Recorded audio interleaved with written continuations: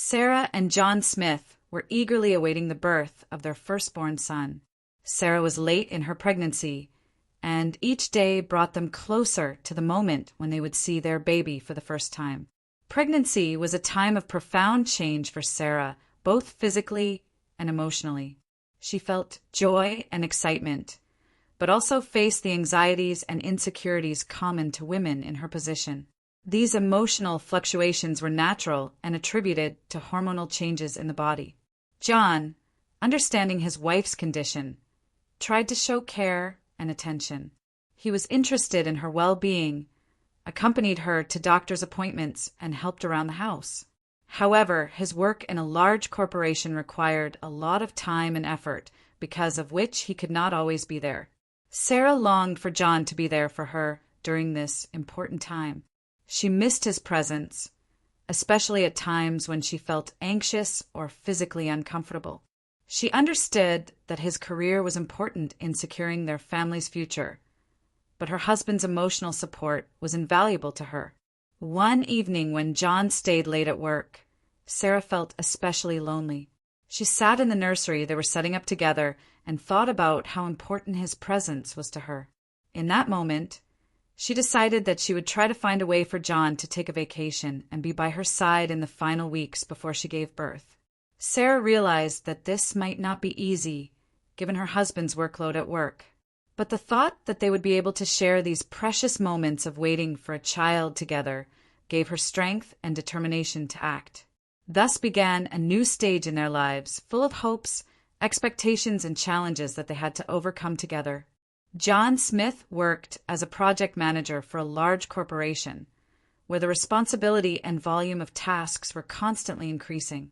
His workday often started early in the morning and ended late in the evening, leaving little time for his family. As the birth of their first child approached, John felt an internal conflict between his professional responsibilities and his desire to support his wife, Sarah, during this important time. Realizing the importance of having her husband by her side, Sarah decided to help John get time off work. She knew that his boss, Mr. Roberts, valued employees who showed initiative and dedication to the company. Sarah decided to meet with Mr. Roberts in person to discuss the possibility of granting John a leave of absence. On the day of the meeting, Sarah arrived at the company office. She was met by the secretary, Ms. Jenkins, who escorted her to Mr. Roberts' office. Sarah was nervous but determined. Mr. Roberts turned out to be a friendly middle-aged man with a welcoming smile. He invited Sarah to sit down and listened carefully to her request. Sarah told him about her pregnancy and emphasized how important John's presence was to her and the unborn child during this period. Mr. Roberts thought for a moment. He knew that John was a valued employee and his absence could affect ongoing projects. However, he also understood the importance of family values and support at times like this. "Sarah, I understand your concern and desire to have John around. We value his contribution to our company. I'll try to find a solution that works for both the company and your family," Mr. Roberts said. Sarah thanked him and left the office with hope for a positive outcome. She believed that their family would be able to overcome the challenges and welcome the new family member together. However, there were challenges ahead of them that they did not yet realize. After meeting with Mr. Roberts, Sarah was relieved and hopeful that John would be able to take some time off and be there for her in the final weeks before giving birth. However, on her way home, she decided to make a little surprise for her husband and stop by his office with his favorite lunch. When Sarah arrived at the office, she noticed that the atmosphere was lively with staff discussing projects, phones ringing, and business bustle everywhere. She headed towards John's office, but as she got closer, she heard muffled voices and laughter. Stopping at the ajar door, Sarah peeked inside and saw John in the company of his coworker, Emily. Emily was sitting on the edge of John's desk, leaning towards him and talking animatedly about something. John was laughing back, their gazes full of warmth and intimacy. Sarah felt her heart clench with an unpleasant foreboding. Not wanting to attract attention, Sarah quietly moved away from the door and hurried towards the exit. Thoughts swarmed in her head. Why are they so close? Is it just friendship, or is it something more? She tried to reassure herself, but doubts had already crept into her soul. Back at home, Sarah tried to distract herself with housework, but the image of John and Emily never left her mind. She remembered that in recent months John had often been late for work, explaining that he had urgent projects. She hadn't given it much thought before, but now the delays seemed suspicious. In the evening, when John returned home, Sarah tried to strike up a conversation about his work and coworkers, but John was evasive, which only made her more anxious. She didn't want to jump to conclusions, but her inner voice told her that something was wrong. Sarah decided not to jump to conclusions and to observe John's behavior. She hoped that her suspicions would be unfounded and that their family would be able to wait for the birth of the baby. However, the shadow of doubt had already fallen on their relationship, and they had some difficult trials ahead of them. After Sarah had accidentally seen John with Emily in his office, her heart had been filled with anxiety and doubt. She tried not to jump to conclusions, but the memory of their intimacy kept her in suspense. In the following days, Sarah began to notice changes in her husband's behavior that increased her suspicions. He began to stay late at work more often, explaining it was due to urgent projects. Previously, John had always told her when he would be late, but now his excuses seemed unconvincing. In addition, John became more secretive with his phone, often leaving it on silent mode and taking it with him even to the bathroom. When Sarah asked about his coworkers or work matters, he would answer evasively or change the topic of conversation. Sarah also noticed that John began to pay more attention to his appearance. He bought new clothes, changed perfume, and even joined a gym. Previously, he did not show such interest in his appearance, and these changes seemed strange to her. Their intimate life also changed. John became less proactive, often citing fatigue or stress at work. Sarah felt that an emotional distance had developed between them, and it bothered her greatly. One evening, when John was late at work again, Sarah decided to check his computer.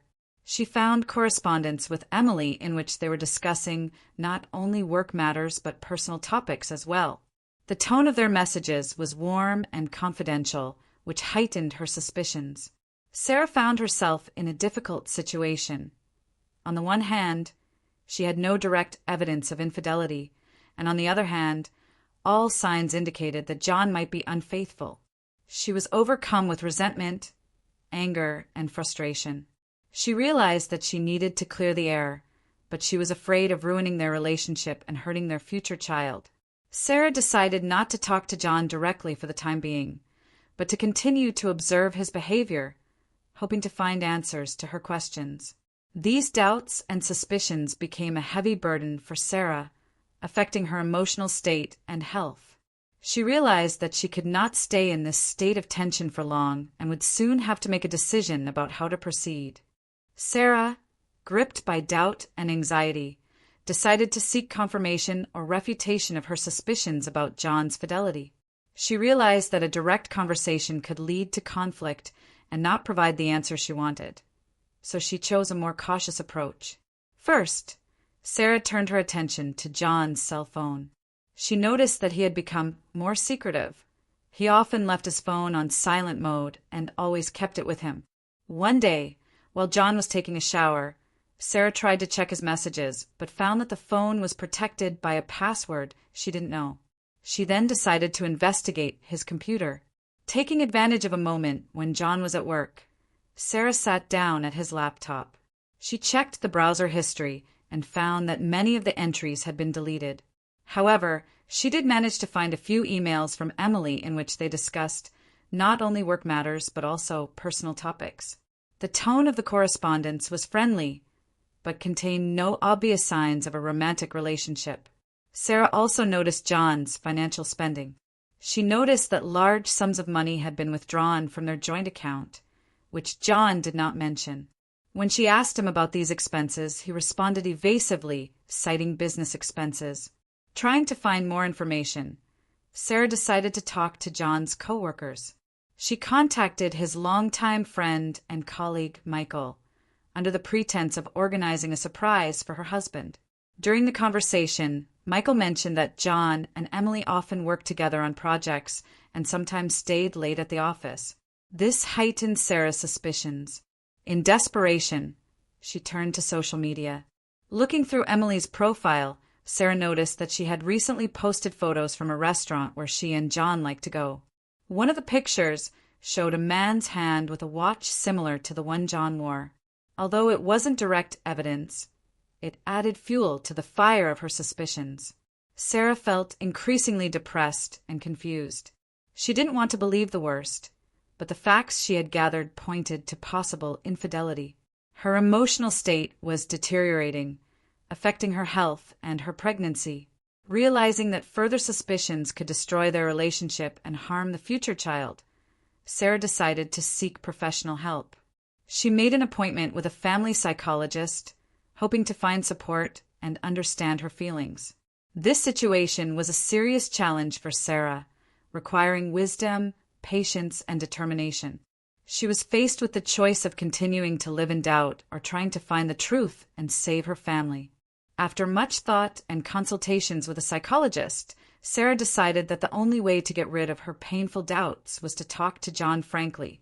She realized that such a conversation could lead to unpredictable consequences, but it was unbearable to continue living in ignorance. Choosing a quiet evening when they were both at home, Sarah suggested that John sit down and talk. She began by expressing her feelings and worries, trying to speak calmly and without accusation. "John, lately I feel like there has been a distance between us. You've been staying late at work a lot. You've become more secretive. I'm worried and I want to understand what's going on," Sarah said, looking into his eyes. John visibly tensed, but tried to remain calm. "Sarah, I understand what you're worried about. There really are a lot of projects at work, and it demands my time and attention. But it has nothing to do with our relationship," he replied. Sarah decided to be frank to the end. "I saw you and Emily at the office. You seem very close. Besides, I noticed changes in your behavior and found correspondence with her. Please tell me the truth. Is there something between you two?" she asked, trying to hold back tears. John turned pale and lowered his gaze. After a long pause, he said quietly, "Sarah, I didn't want you to find out this way. Yes, Emily and I had a relationship. It was a mistake, and I deeply regret it." Sarah's world crumbled at that moment. She felt her insides tighten with pain and disappointment. Tears streamed down her cheeks, and she couldn't hold back her sobs. "How could you? While I'm carrying our child, you betrayed us," she exclaimed through her tears. John tried to approach her, but she pulled away. "Sarah, I realize I've made an unforgivable mistake. I'm willing to do whatever it takes to make things right and regain your trust. Please give me a chance," he pleaded. Sarah didn't know what to say in response. Her world had turned upside down, and she wasn't sure if she could ever forgive John. She got up and, without a word, walked off to the bedroom, leaving him alone in the living room. That night had been a test for both of them. Sarah lay awake, thinking about what had happened and trying to figure out how to move on. John sat in the living room, realizing the depth of his mistake and hoping for forgiveness. Their family was on the verge of disintegration, and difficult decisions and trials lay ahead of them. Sarah sat on the edge of the bed, feeling her world crumble. A pregnancy that should have been a time of joy and anticipation was now marred by her husband's betrayal. She felt her dreams of a happy family melting away, leaving only pain and disappointment. John stood hunched at the window, unsure how to undo what he had done. He realized that his actions had deeply wounded their relationship and jeopardized the future of their child. Sarah stood up and walked over to the mirror, looking at her reflection. Her belly was visibly rounded, reminding her of the life she and John were about to give to the world. But now everything seemed uncertain and fragile. Sarah's mind was spinning with thoughts of how to go on with her life. She couldn't just forget the betrayal, but she didn't want to destroy her family either. She faced a difficult choice, to try to rebuild trust or to start from scratch. John, sensing her doubts, walked over to her and took her hand. "Sarah, I'm willing to do whatever it takes to regain your trust. I made a mistake, and I'm deeply sorry. Please let me try to make things right." Sarah looked into his eyes, seeing genuine remorse there. But was that enough to repair a broken relationship? She wasn't sure. In that moment, they both realized that their lives had changed. The uncertainty of the future loomed over them, and it was up to their combined efforts to see if they could rebuild what had been destroyed. Sarah took a deep breath and, squeezing his hand, said, "I don't know if I'll ever get over this, but for the sake of our baby and for us, I'm willing to try." They embraced, knowing they had a long road ahead of them to rebuild trust and love. But were they ready for that journey? Time would tell. The couple decided to see a marriage counselor to get professional help in rebuilding their relationship. They also began to spend more time together, doing common activities and strengthening the bond. John realized the importance of taking responsibility for his actions and was sincerely remorseful for what he had done. Sarah, despite the pain, sought to find the strength to forgive, realizing it was necessary for their shared future. Sarah and John began planning for the future together, establishing new family traditions and goals. They organized weekends, trips, and activities together that brought joy and brought them closer together. Both partners paid attention to their physical and emotional health. Sarah practiced yoga and meditation, and John started going to the gym. They supported each other in these endeavors, which had a positive effect on their mood and relationship. As the delivery date approached, Sarah and John attended classes for expectant parents, read literature, and prepared for their roles as mom and dad. They discussed their expectations and fears, which helped them feel more confident and united. Sarah and John learned to appreciate and celebrate even small accomplishments along the recovery journey. This helped them stay positive and motivated them to keep working on themselves and their relationship. They realized that recovery is not an end goal, but an ongoing process that requires attention, love, and commitment.